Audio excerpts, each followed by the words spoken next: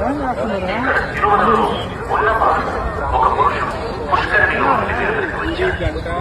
నీవెవరమని బదులు చెప్పగలిగించున్నాడు. ఇతడెవరో మహాత్ముడని అనుకున్నారే కానీ ఆనాటి రోగగ్రస్తుడైన మిత్రుడని చూడలేకపోయాడు.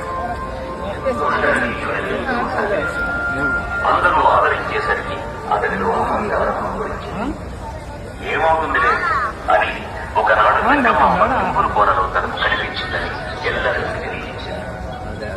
అంతే ఆ క్షణములో అతను మహాత్ముల వాక్కులు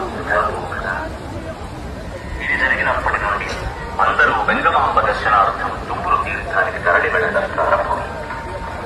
అక్కడ భక్తజన సంచారం నుంచి నాకు ప్రశాంతత కలగలి. ఇక ప్రయోజనం లేదని వెంగమాంబ తిరుమల వెంకటేశ్వరి మోక్షం సాధించమని వేడుకున్నది.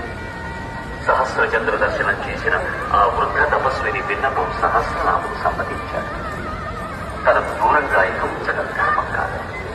సజీవంగా వెంగమాంబను సమాధిలో ప్రవేశించమని అక్కడి నుండి ఆత్మరూపంలో సన్నిధి చేసి లైటింగ్ ఉన్న మూలనే మండపం బాగుంది.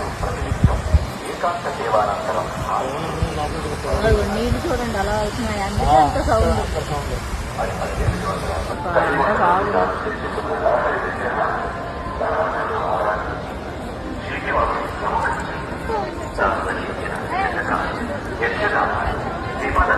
పద్య కావ్యాలు